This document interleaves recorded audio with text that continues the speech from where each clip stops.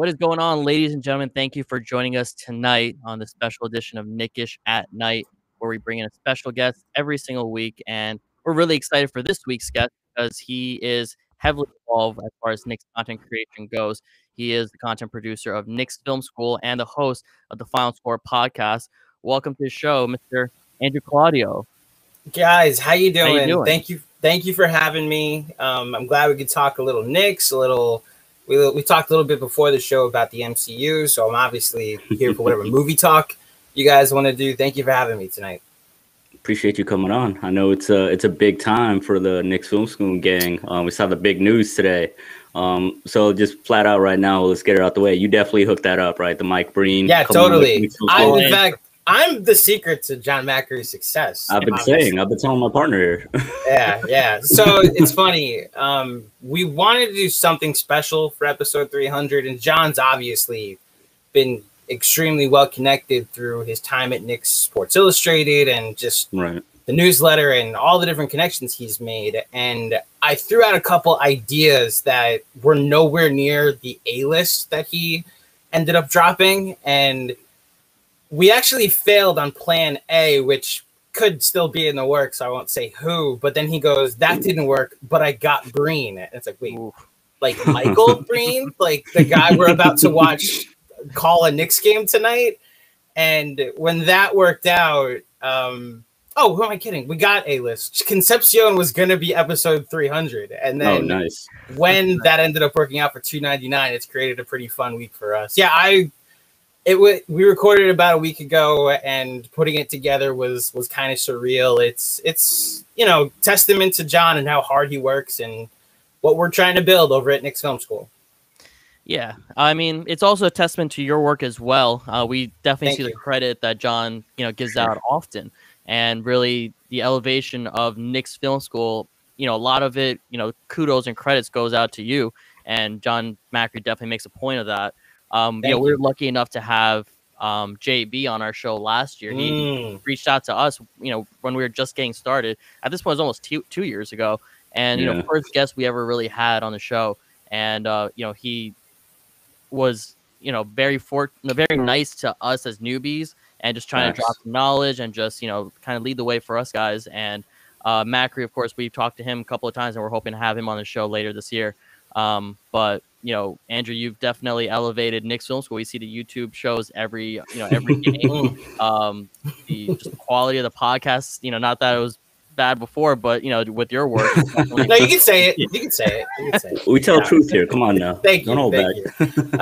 Look, I'm just lucky enough that I went to school for this, so just to be completely honest, the industry has its ups and its downs, and a little over a year and a half ago, I hit a very significant down. And then I left my old gig and didn't really know what I wanted to do yet. And I just said to John, I'm trying to just gotta get my feet wet again and keep those skills sharp. Do you mind if I produce your pod for a little bit? And they had just signed on with Overtime Media to be part of their podcast network. And he said, well, yeah, and we might even be able to compensate you, which is nothing I had ever been able to do before. And it led to him really loose, not gripping too tight onto the rope, as I brought some more ideas and tried to improve it little by little. And, you mentioned JB. It's just so wild how he went from launching Knicks Film School as a hobby to us taking over and him saying, well, I still want to keep this a hobby, so I'm going to go launch a Mets newsletter, and it's going to become just as popular in a matter of months. But yeah, I'm lucky enough that I work with people I enjoy talking to, whose content I already enjoyed going in, and I can improve it a little bit so that way you guys can enjoy it as well. Yeah, I mean, that was going to be our natural next question. You kind of answered it right there. So it was basically when that Knicks Film School opportunity came up, that was you kind of reaching out to John as opposed to vice versa? Or? Well, yeah. So the sequence of events. So I went to school for digital media. I graduated in 2015. My alma mater does not have the best of reputations right now. It is Liberty University. And oh, no. I don't want to renounce my school. I guess denounce my school is the correct word.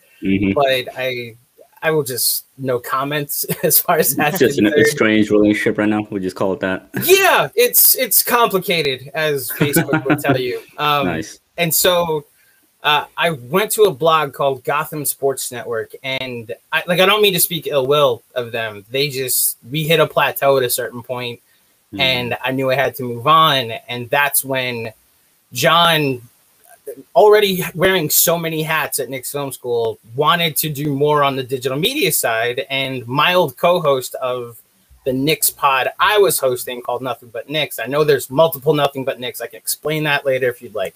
But my old co-host Jeremy, he became John's co-host, and then he said, like, John's kind of looking for an extra set of hands, and it became kind of a perfect marriage. And since then, we've obviously made the move to Blue Wire and the YouTube channel, which was launched, and it's become a legitimate full-time, at least full-time work, let alone a full-time job. And it's awesome.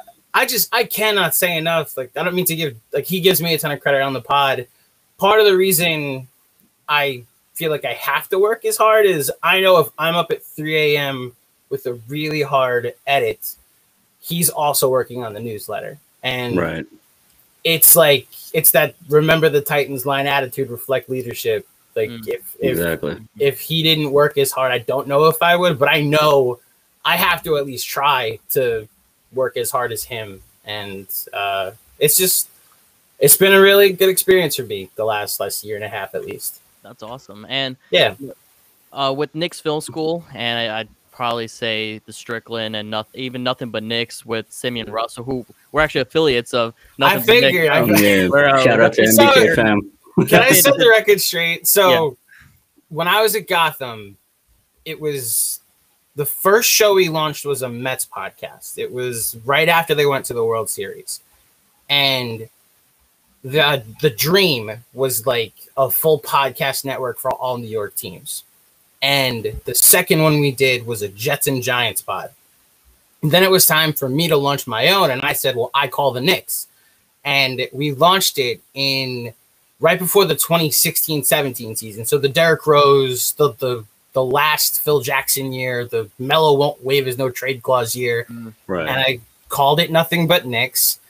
And then it was a year and a half later that I noticed that there's a YouTube channel. And I was like, oh no, like, I have no ill will towards him. Like, he and I have DM'd before. We were going to link up for we're allowed to have both. And then I left Gotham and said, you know what, just take it.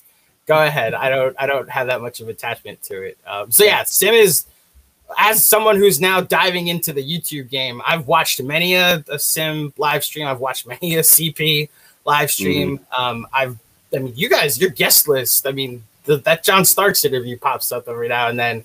I've been able to appreciate now the YouTube side of Knicks content creation, but more importantly, it kumbaya. We're all on the same team, rooting for the same team. Awesome. So sure. I mean, go ahead. No, I was just gonna say, to your point, just what we loved about Knicks Film School, because I feel like you guys you guys now, but before they kind of started off maybe a few months before we decided to kind of hit the podcasting trail as well. But the main thing that we both took away was just that whole community aspect, that brotherhood, brothers in arms kind of thing that Knicks Film School does. So Sim's kind of the same way. He actually opened up the doors to us to allow us to join NBK. And, I see a lot of parallels there. And to your point, it's just we're all part of the same team, rooting for the same team. And it's super dope to see. You know what I mean? Yeah, it's everybody's got their own version of Knicks content creation. There's room, especially today, where it's not as much of obviously there's a hint of competition, but it's not like back in the day where there was one radio station or one cable network. Now with YouTube and podcasts, you can just be part of everybody's lineups, and there's room for everybody. Yeah, at least that's my perspective on it. Right. Most definitely. You do have your own podcast, Final Score Pod, where you talk pretty much about anything, a lot of things: movies, basketball, football, culture. Let's hear a little bit about that and how you really got involved, because Overtime Media is part of that as well, or they own it.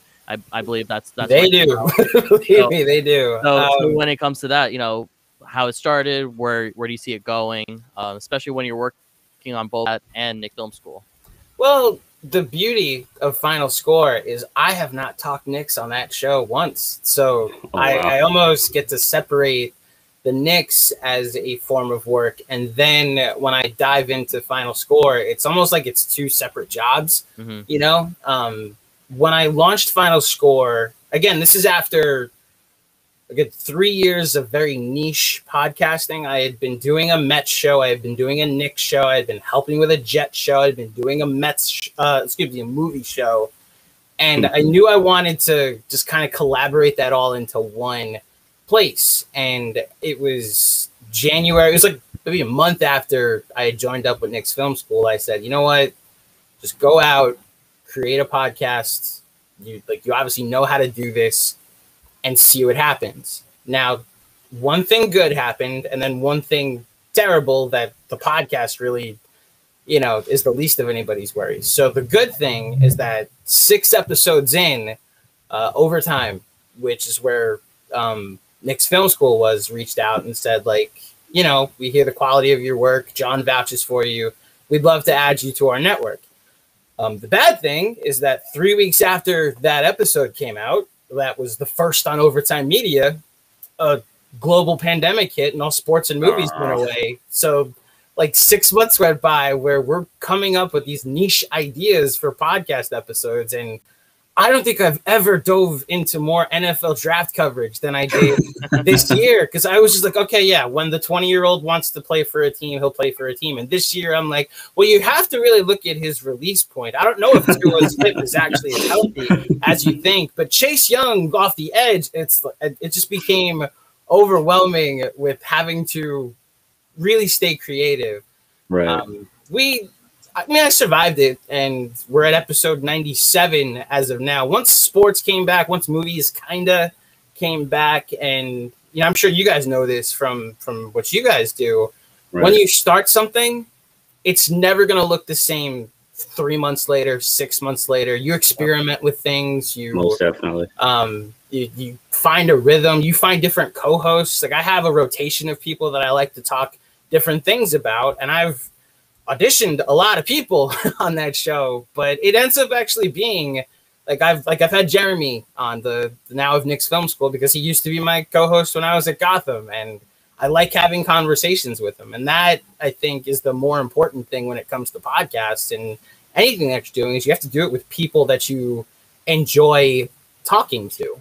Right. So that's the biggest thing I like doing with Final Score is that it's more than anything a conversation show, as I can quote Sean Fennessy, with anybody, with people that I like talking to, but more importantly, talking about things that I'd be doing anyway. We just hit record on it instead. So that's as far as where it goes. More on that soon.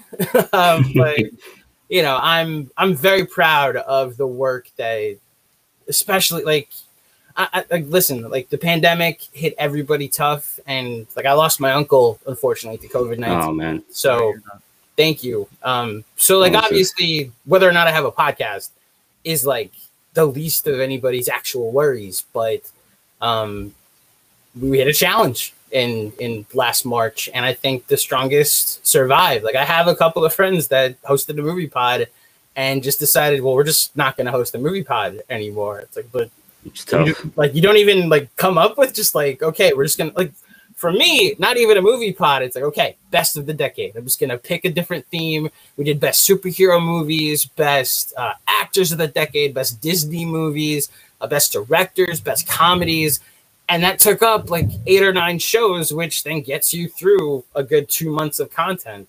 So I feel like I'm rambling at this point, which we dig it, man. We love comes it. with being a podcast host, but yeah, I'm really proud of what Final Score has been for me for Overtime, and then what we've been able to accomplish over the last year. Yeah, that's super dope to hear. And like, don't ever kind of apologize for having to rant. We kind of consider this our Jimmy Fallon opportunity. We like the guests to kind of, you know, get their whole, you know, story off, and you know, we like to kind of, you know, hone our interview craft. But You're laughing a lot less than Jimmy Fallon. I'll just say that right now. I mean, we may not be there in terms of the dork scale, you know, like he's got the whole goofy white guy thing going. There's a whole exactly. Yeah. I mean, we might get a laugh track. You know, you talk about innovating in the podcast game. I mean, maybe if that's on the inventory. But real quick, I mean, you mentioned we had asked you about MCU beforehand. Like right now, you're a movie pod guy. Top 5 MCU movies. Let's hear it. Oh my gosh. Got to put you on the spot. I'm like this close to pulling up my letterbox to make sure I get it right. Okay, so I have to respond to that with a question. Do Endgame and Infinity War count as one movie? No. Can I count them as one movie? I mean, for the purpose of this, why not? You know what I mean? Sure. That's almost they are interchangeable. Then they're number one. I would put them in order if you wanted me to. I like Infinity War more than Endgame because like when I rewatch both of them, I will sit down and watch all of Infinity War. But the peak of Endgame, that last 40 minutes from the time Cap gets the hammer to the end of the movie, is borderline my favorite piece of cinema ever. You know, it really is. Like, I'm just getting goosebumps hearing you say it. It's like up there with the Copa shot in Goodfellas, and it's like this is a CGI culmination of what we've been watching the last 10 years. So I would put them, if I'm allowed to put them as one movie, they're obviously my number one. Personally, my number 2 is probably Cap Civil War. I love the ideas that are created in that movie. I mean, we're kind of going through it right now. How much government interference do you want versus, you know, oversight from the people on top? And it's kind of what our country has tried to go through over the last pretty much 400 years, if you really want to be honest. So Cap Civil War, specifically the introduction of Spider-Man, the introduction of Black Panther, I'd have to put them at, I'd have to put Cap Civil War too. I'm trying to remember my list now. Cap 2, Winter Soldier. Yes, there you go. Borderline perfect. So that would be 3. Black Panther 4. And to be honest, and this might just be my own fault here, I had to really do a deep dive after Chadwick's passing because I was very lukewarm on the movie, and what it means though is so much more important than how good of an MCU film it is. I think it's much more of an achievement than it is an actual an achievement in culture than it is an achievement in cinema. Although it is like a James Bond movie, it's basically Skyfall but Wakanda. Exactly. You know? And then 5. I can't say another Cap movie, can I? Okay. Thor Ragnarok. Do I say a Guardians movie? I'll say Thor Ragnarok is 5. And if you check out my letterbox and it says completely different, then you know, blame these two because they put me on the spot. But yeah, that would be my 5/6 for the MCU. What do you think of Ultron? Was that, especially now with WandaVision? I don't know if you've I think it's underrated in terms of importance. Like now that you kind of back on it all, it might be the glue that holds the MCU together if you think about it a little bit. So there's an interesting thing you just said about WandaVision. If I'm ranking MCU properties, like WandaVision's might be number 3 or 4 for me. It really might.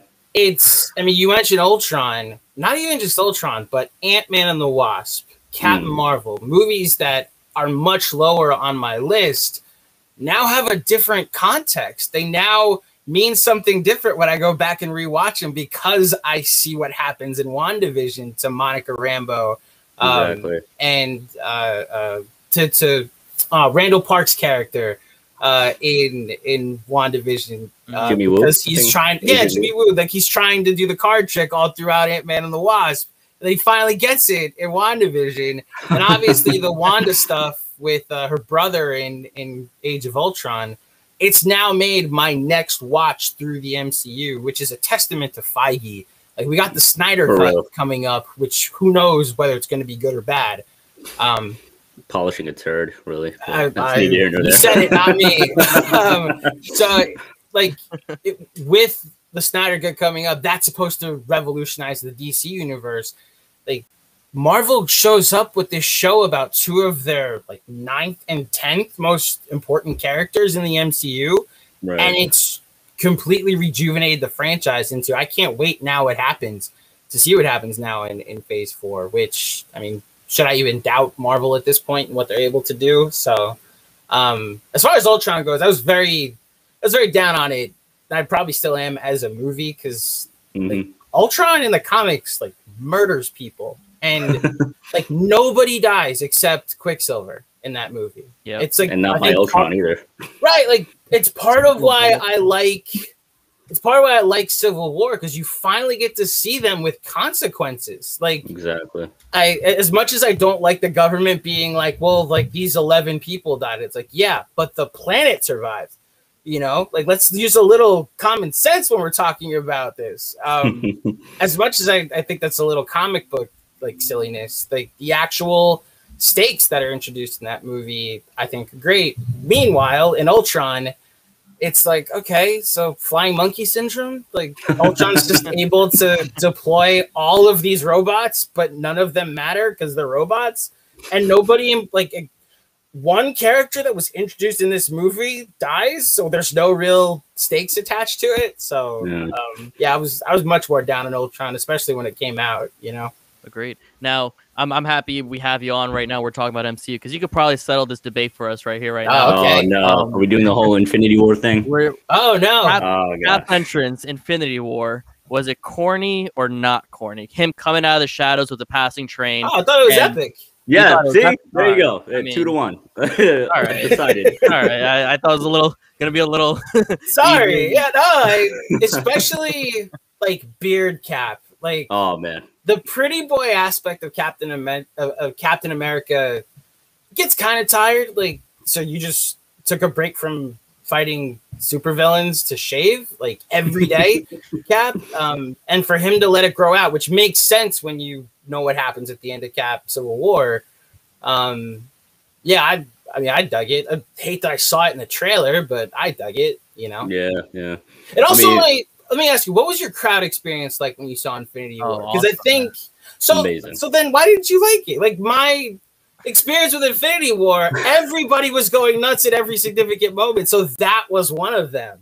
He was the one guy in the crowd being a sourpuss. Just a bad look on his face. Just with the coffee, like this is changed my mind. You know? I mean, you know, most of your lists I agree with. You know, Captain America, all the movies were awesome. He's awesome. I never really liked Wanda and Vision as much, and I feel like whenever I rewatch Infinity War, I've watched it maybe like 10 times. Their scene is a one scene that I'll skip through because it's like I just personally just didn't like it. The whole like looking through a glass window, Vision gets stabbed, doesn't see it coming. He's supposed to be one of the all-time strongest Avengers, couldn't see it coming, and he and Wanda couldn't keep up with these two guys, these two villains, and then they throw a spear and Captain America catches it with nothing else in his hand, no shield, nothing, and he's able to scare them away. You're applying way too much logic to a comic book movie right now. Like that's the thing. Like if their whole point was Doctor Strange saw one way that this whole thing could end, but like, okay, what if Captain Marvel, who's this all superior being, just grabs the gauntlet and then snaps? Like she probably lives. So why didn't you see that, Doc? There's only one way, and it's the most mortal out of anybody has to die. Like, why can't the most superhuman out of anybody do it? And then nobody dies, you know? Yeah. I mean, I'd argue even logically that scene my partner just kind of try to break down. It makes sense if you think about it, because we had a whole back and forth. Like, this is literally, kid you not, our first episode, us like doing for the quarantine series to kind of make the best of Corona. We're just like, hey, let's have a whole breakdown of Infinity War. And my whole thing was, you know, isn't Black Widow like the most dangerous assassin in the world? Captain America is probably the greatest soldier of all time. And, you know, Sam Wilson trained by the army. So it's not about the pure power at play here. It's about their like ability to sneak up on these Thanos foot soldiers, as opposed to like them sneaking up on Vision and Wanda. That was my whole kind of like rationale to like apply logic to that scene, because it made sense to me. You know what I mean? Like, obviously they're gonna be able to sneak up on these folks, but my partner here did not see it that way. Well, what's your take, Andrew? Well, so what the issue is that they shouldn't have been able to sneak up on them like that? His whole thing is that Wanda and Vision being so, especially Wanda now that we see what she's turned into, they're so uber powerful. His correct me if I'm wrong, Mo. His framing was it doesn't make sense that Cap, Black Widow, and Sam were able to kind of take advantage or overcome those two folks, but Wanda and Vision just got kind of murked. You know what I mean?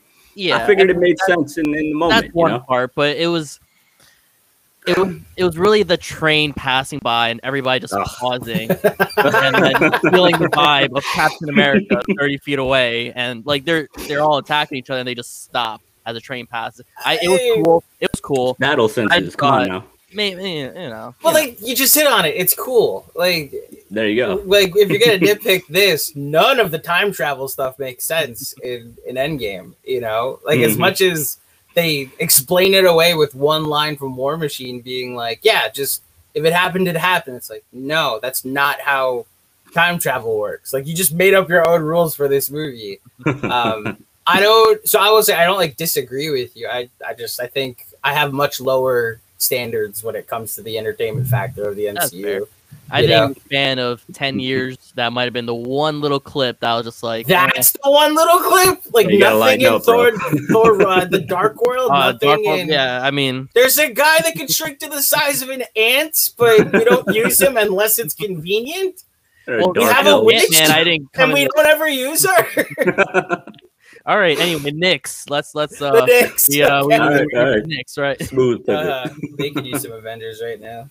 Ugh. I mean, Julius Randle is playing like one. Kind of want to talk about that guy. Good point. All-star better be. Most definitely. But let's start off with him. Like, were you one of the folks? We were like, truth be told, we were both kind of very anti-Randle. That's probably not really. That was not an unpopular take in the summer. Who was it? Anti-Randle. Probably Randle and his family. That's true. That's why he went on like a blocking spree like last year at one point. But yeah, I guess what's your take on Randle as a whole? Do you think this is just contract year Randle, or this is who he is? This is like Tibbs gave him magic potion and he's this guy now. So he actually said it in an interview that he actually looked himself in the mirror and said, like, I let my team down.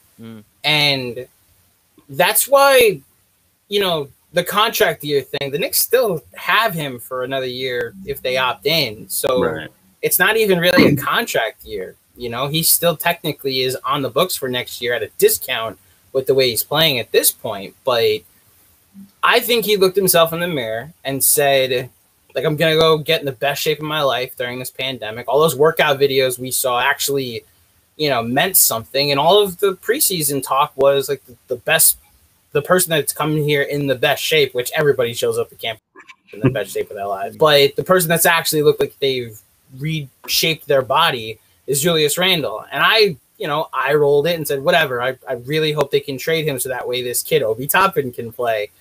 And then I think it was game 3 or 4 that I was like, Randle's passing more. Like they've actually got him getting the ball in situations that like he can be going downhill. He can be in more playmaking situations. Like he's also just flat out making more shots than he did last year, which is obviously part of why he's an all-star in my mind.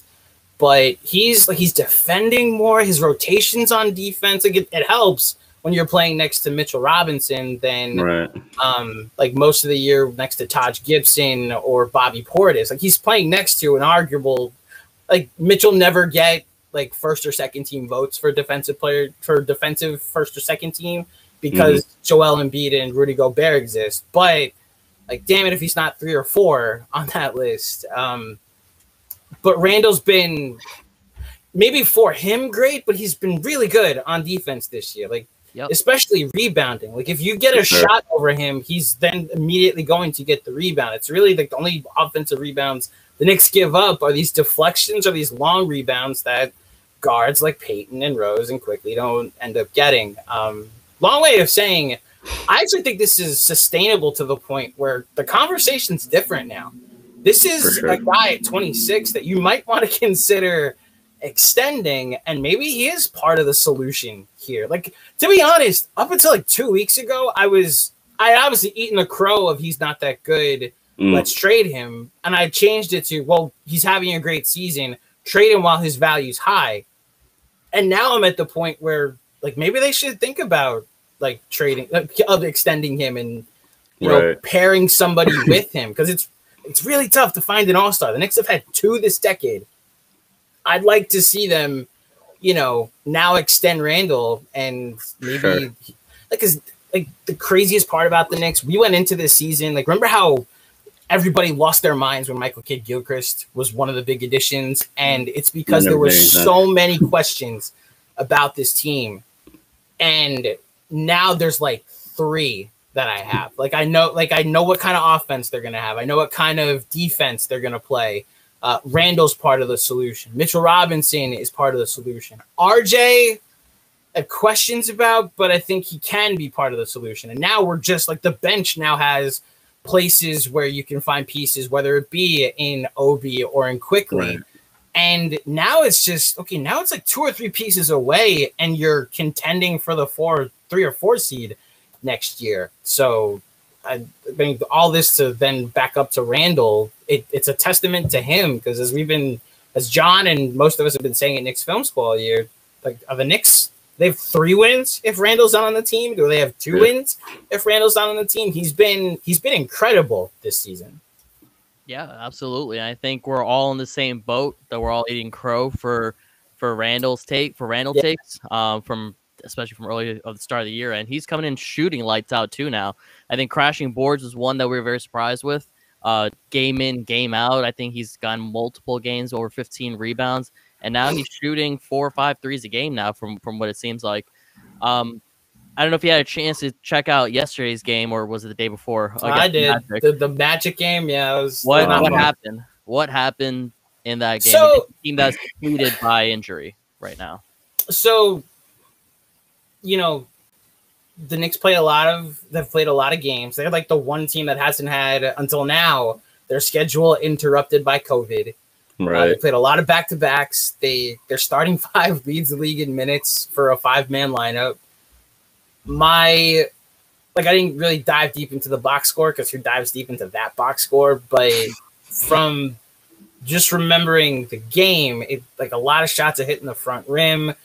You know, they're not rotating well on the 3. Like, and that's the other part. Like, the Magic, the worst 3-point shooting team in the league, made 17, 18 threes. Like, you're just not going to win a lot of games that night. And when your bench is like 3 for 30 from the field, and you're collectively 6 for 40 from 3, whatever it was, you know, you're just not going to win a lot of games that way. It reminded me a lot of remember the Kings game when the Knicks had just beaten the Warriors, and you're like they're going to go on a run. Like, this is a legitimate team. And I remember being on a pod with the guy who I do my football shows, Brett, and I said to him, like, because he's very much a degenerate, and he's like, what should I do with the Knicks line tonight? They're favored -3. It's like, dude, put the life savings on. There's no way they're losing to the Kings. And of course the Knicks lost by like 13-14 to the Kings, because they're going to go through these stretches where they can't score. It's unfortunate, because their defense is incredible. Like, they gave up 107 points to the Magic. That's not terrible. On nights you just aren't hitting shots, you're not going to win a lot of games, which, if you want to lead this into some trade talk, if one more person, Mark Berman, suggests that they trade for Andre Drummond and not shooting, God, I'm going to lose it. Yeah, I don't know if it's.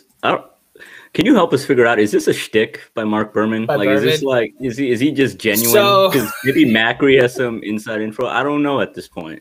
So he came on the pod before the season started, and he seems like a nice guy. He's obviously a legend in the industry. He actually, if I can shamelessly plug this, which is nothing shamelessly about this brag I'm about to have. 2 years ago, when the Knicks were tanking for Zion and we were putting together a watch party for the lottery, back when we could all collectively put 300 people in a bar. Good times. Yeah, good times. Outside, right? Yeah. So Berman reached out to a couple of Knicks podcast hosts and interviewed me, which he emailed me like, Andrew, Mark Berman of the New York Post would like to see if you can answer a couple questions about the watch party. I'm like, sure, Mark Berman of the Post. I'm going to clear my schedule for this, of course.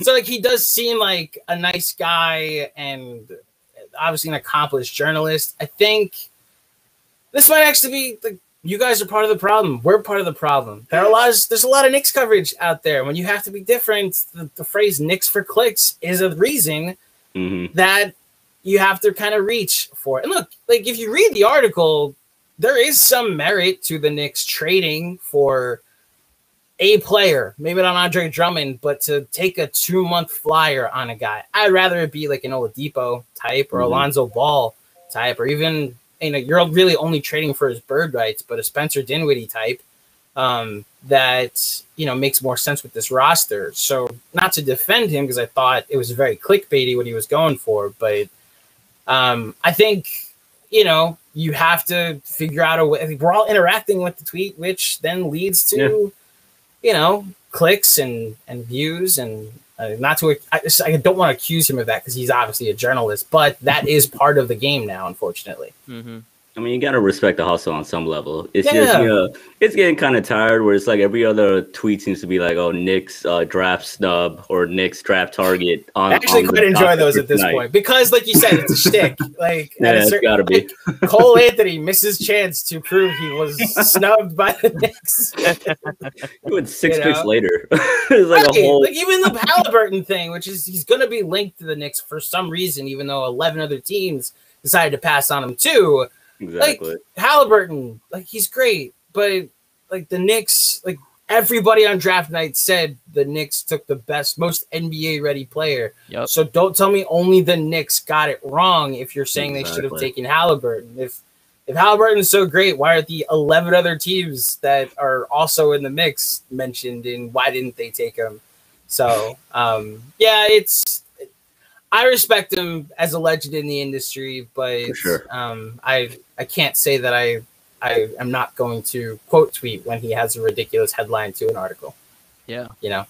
Knicks are about 30 games in, and this is a bit early, especially since we haven't seen the half of the season schedule. But what do you see the Knicks ending their record in, or record with? That's the thing, is that I think they're a playoff team at this point. If you're telling me 10 teams make the playoffs this year. And like the crazy part is, and this was the most frustrating part of that Orlando game, Boston lost. The Heat lost. The Pacers lost. If the Knicks win, they're 15-15 and they're tied for the 4 seed, which like this year kind of reminds me. Remember that one year, the year that the Knicks traded for Stephon Marbury, where I think it was 03-04. Yep. And there were 3 good teams in the East. It was like the Nets, the Pacers, and the Pistons. They were all on pace for 50 wins. The Nets obviously were the 2 seed and swept the Knicks in the playoffs. Right. But from like 4 on down, it was like a crater of teams that were struggling to get over 500. I think that was Dwayne Wade's rookie year, and the Heat as a 4 seed were like, oh, this is a team that could eventually do something, and they won 42 games. That was the 4 seed in the Eastern Conference that year. So I think this season is a lot like that, where we have 3 good teams in this conference, and then everybody else is just kind of mediocre. Like you look at the standings, the Knicks are the 6th seed still. I believe so. They're like 2 games away from being the 4 seed, but they're 2 games away from being 11th in the conference. As currently constructed, and with the schedule lightening up a little bit, I think they can get to 30. They can get to 34, 35 wins. They could be a 500 team, and I'd be shocked if that's not like a 7 or 8 seed in the East. Right. However, I think they're going to make a move. So we'll see who that move is. I don't know what this offseason was so tricky to me, because I think Leon Rose thought his CAA connections. This is obviously no information. This is speculating, but I think he thought coming into this it would be much easier to sign free agents. And then he showed up, and Gordon Hayward won't even go to the Knicks. Like he chose to live in Charlotte over New York City, and it's like, oh, like the Knicks need a rebranding. They need to go through what A-Rod went through. Like you have too much dirt attached to you, and you now need to, go through a bit of reimaging. And I think now, top 5 defense, an all-star in Julius Randle, Emmanuel Quickley's taking the league by storm. You have some pieces here that teams are going to want, or players are going to want to come play with, and might make you want to gamble on an Oladipo or a Levine or another piece to add to this. So I don't know what the move is yet, but I think Leon Rose doesn't. I don't think he's gonna wait too long before he makes that first big splash and says, "Okay, like this is our team going forward." I mean, I noticed you mentioned 2 shooting guards there, but obviously the elephant in the room with all trade talks in the NBA right now is one Bradley Beal, and who conspicuously sat out the game against us. And I know a lot of conspiracy theorists on Knicks Twitter, ate that up. But first and foremost, would you make a move for Beal? Because I feel like it'll, we'd have to clean out our cupboard to like get Beal. But what's the move? I mean, I feel like RJ's got to be in it, right? Like, yeah, it's got to be one of those things where, I mean, Drew Holiday went for like 6 first-round picks or something ridiculous like that. It was 3 pick. Well, so the Holiday trade was 3 firsts unprotected and 2 pick swaps. But like the Pelicans are never gonna have a better record than the Bucks. Like those pick swaps are meaningless, True. So my thoughts on Bradley Beal, would I trade for him? Absolutely. He is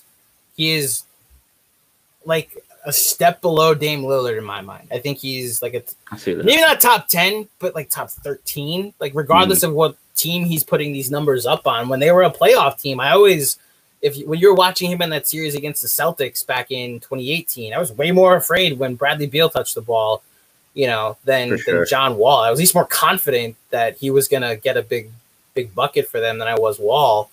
I need to know what the trade is because I'm not trading like the proposed trades out there. 4 firsts, RJ Mitch, the Statue of Liberty, Jacob DeGrom, and it's like, no, like this is still Bradley Beal we're talking about. I kind of hinted at it. Like, go ahead. RJ Dallas pick, 3 unprotected Knicks picks, and what else? So like at that point I'm out. Now it's funny. I was actually talking to John about this. At what point do the first this year become tradable? Because I think like that's the actual elephant in the room is that right now Dallas is in the lottery. The Knicks aren't. And Dallas, like, do you think they're gonna make the playoffs this year? I do. They could. They got Luka. I mean, I think they'll be one of those play-in tournament teams. You know what I mean? Like they'll probably get in that way. Maybe if they're the 9 seed, that's like the 13 pick right there. So if the Knicks 2 picks this year are 13 and 17, you're telling me that's not available in a trade for Bradley Beal?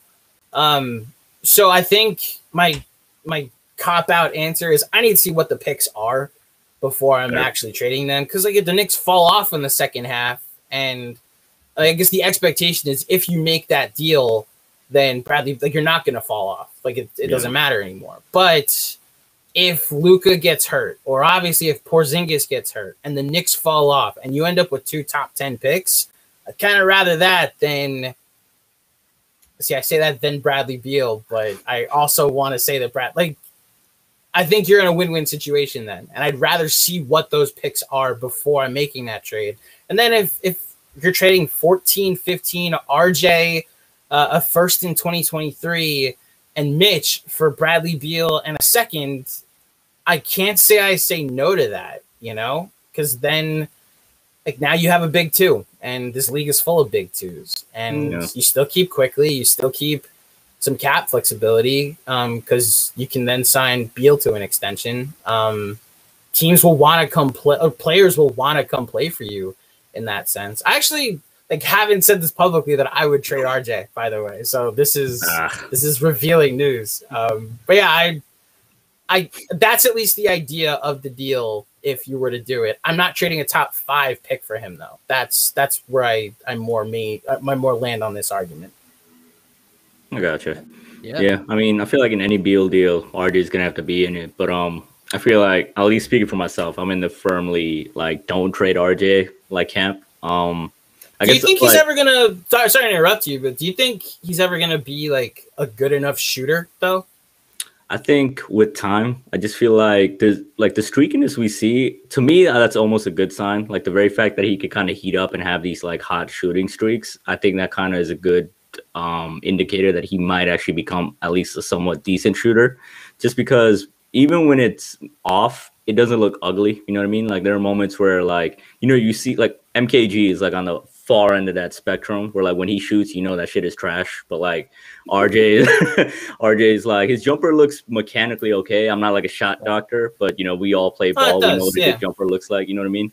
So I think eventually he can get there. And I also feel like it's like cliche at this point, but his prototype has to be Jimmy Butler. And I definitely feel like he could at least get to that kind of level of player. Maybe not superstar, but like, you know, Butler, it was the bubble, but he did take him to the finals. But like before that, he was still kind of in that all-star range, not like franchise player. I think RJ could get to that level because honestly, like at this age, you know, Jimmy was still in study hall in Marquette, I'm pretty sure, you know what I mean? Like comparatively speaking. So I think that's why I want to hold on to RJ, but I don't know, I'll let Mo kind of maybe weigh in on that too, like where he sees.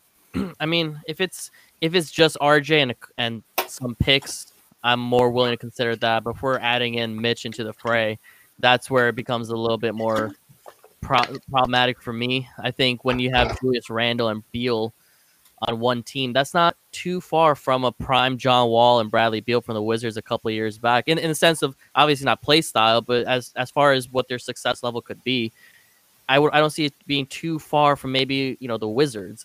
And the Wizards, you know, we know what happened to them. They're not as good as they should have been in years prior. But if it's RJ and a couple of picks and we keep quickly and we somehow manage to keep Mitch, I might be more willing to do that because Beal at the end of the day is arguably, you know, one of the best scorers in the NBA right now.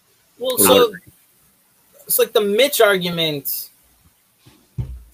The Mitch thing is a wild card for me because centers are just so replaceable today. You know, they're like running backs at this point. I don't think like I sung his praises before. I think he's like been the third or fourth best defensive center in the NBA this year. But like Nerlens Noel is fine as a rim protector, and unless you're telling me that the Knicks can create what the Jazz have with Mitch, then are you gonna overpay a center to take 4 or 5 shots a game? So like as much as I'd love to keep Mitch, you're eventually gonna have to pay him, which I worry about. We'd be paying him a lot because it sucks to say, and we mentioned this in our last podcast episode, he's injured, so he might not get paid as much as he could have if he were to, you know, play on a daily basis. And he's not scoring as high, so maybe the contract deal that we get ends up becoming a steal.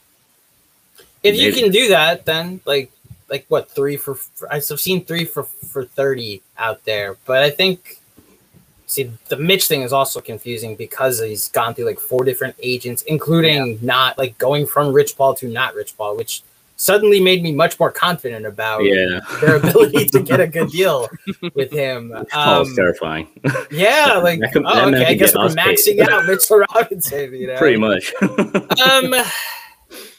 So long story short, I think I'm against any actual trade before the summer. You know, like I'd want to see what the market is for Beal, because like maybe a team isn't going to throw 4 firsts out there at him. Maybe you could get him for RJ and 2 firsts, and then like at that point you still keep your draft capital going forward. And you mentioned that the Wizards like they didn't accomplish much, but I think part of why they didn't accomplish much is, you know, coaching. Like I don't think Scott Brooks is that great a coach. That Emmanuel Quickley aspect of this is a wild, like Quickly might be CJ McCollum. Like there's your big 3 right there. You know, like if you're putting Bradley Beal, Emmanuel Quickley, and Julius Randle on the same team, that's at least a much more well-balanced team. That your Dame Lillard comparison too.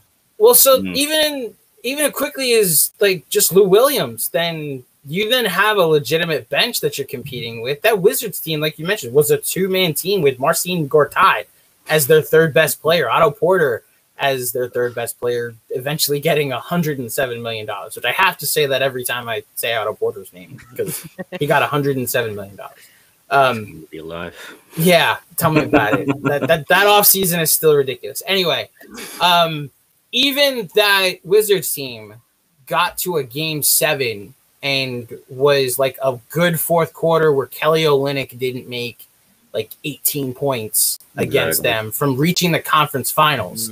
So I actually think the ceiling with a coach that preaches defense, that has playoff success, but is looking to take another step.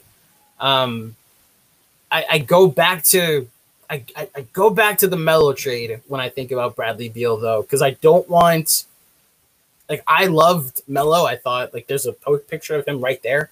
Like, it's off camera, but it's right there. Like, I'm a gigantic Melo stan, but, like, I think they pulled the trigger on that deal before they had to. They had some assets, and, you know, I would have much more rather preferred that they waited. However, like, they got the guy at a certain point. Like, eventually you got to make the trade to get the guy. And like, the beauty of this back and forth is that I think the Knicks are in a good place to do either or. It's like the Jets with, do you trade for Deshaun Watson? Do you keep Darnold, or do you draft Zach Wilson? Like, you're in a good place with any of these situations. So I think that's the difference between now and the offseason, that the Knicks are actually in a place of power than in a place of desperation. So. Definitely a nice and refreshing position to be in. Definitely a nice change in scenery for fans. You're no longer like, we need to trade everybody so that maybe two people will come here. You know? So, Andrew, as we wrap up this episode, we like to ask our guests, a couple of questions about their own game. Okay. How often? First off, are you a New Yorker? I am. Okay. I'm in Long Island right now. Okay, awesome. So, how often do you play basketball? And when you do play, is there a certain player that you find yourself resembling? Oh, of course. So Steph Curry, I think, would no. So when I played in high school, like, I'm a bigger dude, so I played a lot of 4, but I can shoot. So like, we were revolutionary with it back in 2006 when I played varsity, and we were stretching the floor with 4 shooters. And then the league caught up to us. Like, my coach literally was like, watch the Phoenix Suns tonight. That's what we're doing. And it's like, okay, coach, like, we're going to play just the same amount of defense if that's what you want us to do. Nice. So the last time I played, obviously pre-pandemic, I used to have a membership at 24 Hour Fitness, and I realized that I'm in my 30s now, and that, like, 21 and horse might be my game for a little bit. I still have the jump shot. I will say that. Pop-a shot, like at Dave & Buster's, like, they have a grown-up version. I still, like, I'll get you a high score, but don't ask me to guard anybody anytime soon. So I think that description is like 2019 Julius Randle, I guess, like last year when he wasn't guarding many people, but could score every now and then. I was gonna say a late stage Dirk Nowitzki. Yeah, you know what? Final season Dirk Nowitzki is my game now. I am about as washed as Dirk was his final season in the league. Can play for about 12 minutes too. Nice. Yeah. So yeah, dear God, stop snowing. You guys are in New York right now? Yeah, I'm in DC. So you're in DC. Is it bad by you? The snow? It was pretty bad today. It was actually like, I don't think we're actually built for this kind of snow, because like during the work day, it was really bad for like a 3-hour period in the afternoon. My Wi-Fi was just tripping just because like Comcast service just decided to crap out on the whole area. But otherwise, we don't really get that New York kind of winter, luckily. You know what I mean? It's been bad. It snowed like 8 inches today, and it was mostly powder. Man. So my girlfriend and I, she got me one of those Evolution Wilson balls, like the official outdoor ball that's actually really good and absorbs sweat. And we went to a park like the last nice day in November, and it was like, we'll do this more often. And it's been below 30 degrees, snowing, raining every single weekend since. And I just, like, Mother Nature, if you could just like let up, we get it. You wanted to snow on us the month of February, because I'd like to, improve my status from above final year Dirk to maybe final year D Wade, if at all possible. Good girl. Nice. Yeah. Baby steps. Andrew, we truly appreciate you coming on to the show. This was a lot of fun. For those of you who aren't familiar with you and your work, where can they find out more about you? So you can find me on Twitter at Andrew J. Claudio. Follow Knicks Film School at Knick Film School. The school is spelled SKOOL, because we're cool like that. Subscribe to the Knicks Film School podcast, which is found everywhere podcasts are available. Find us on YouTube by searching Knicks Film School. Obviously, it mentioned at the top. Mike Breen, your voice of the New York Knicks, comes on episode 300 everywhere. I'm sure by the time this is, well, I guess this is live. So in the morning when you're listening to this, it drops Friday night at midnight. And then my podcast, Final Score, is available also on the Overtime Network, on iTunes, Google Play, Stitcher Radio, Spotify, wherever pods are available. We're hitting episode 98 next week. In fact, next week, one of the episodes I'm doing is a top 10 movies of 2020. That's right, because the Golden Globes are next weekend, which is the first big award show, which then leads to recapping the year a little bit in cinema. So, yeah, guys, this was a lot of fun. I gotta be honest. This was. Thank you for having me. This was a blast. I mean, the pleasure is all ours. I mean, you guys are Knicks Film School are getting pretty big time, so we might as well try to kind of get you guys on now. Oh, stop it. Say when. I will be here anytime, believe me. Love to hear Macri, on the other hand, you might have to go through his publicist, but he's getting Hollywood on us. Of course. I kind of felt it. Yeah, I have to text his assistant, hey, is he free to, talk? Like, even I'm getting big time by him a little bit. All right. Well, for those of you guys watching, we appreciate you guys watching tonight's episode of Knick-ish at Night. Make sure you tune in again next Thursday at 8 p.m. for a new guest for Knick-ish. Make sure you follow us on Instagram and Twitter at Knick-ish Show, and make sure you follow us on all podcasting platforms, Knick-ish. And we hope you guys enjoy the rest of your night. Stay safe. Andrew, thank you again for joining us. This was awesome.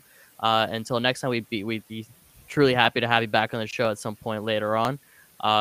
Congratulations to you on almost episode 100 of your show. And, of course, congrats on episode number 300 Knicks Film School. Thank you, everyone. Much appreciated, guys.